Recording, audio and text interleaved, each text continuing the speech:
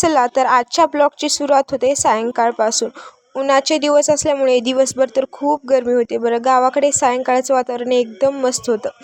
Sunset बघितला आणि आम्ही ठरवलं आज शेतातले सगळे आंबे बघायचे. त्यात काय शिवांशचे नखरे आणि मामाचे भांडणं हे तर चालूच असतात. मग आम्ही येऊन पोचलो एका आंब्याखाली. पाडं तर भरपूर पडले होते. आम्ही खूप खुश झालो आणि आंबे पण खूप लागले होते.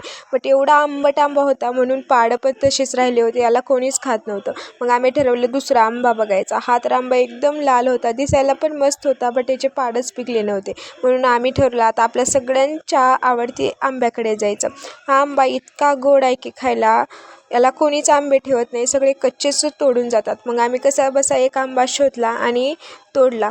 मग ठरवलं आता जात जातच आपण खाऊन घ्यायचा, कारण की घरी गेल्यानंतर आपल्याला हे हिश्श्याला तर काही येणारच नाही. मग आमचे खाण्यासाठी पण भांडणे होत होते, मी खाणार तू खाणार. कसा बसा खाल्ला आणि येऊन पोचलो मम्मीपाशी. मग आम्ही परत निघालो घरी यायला. चला भेटूयात.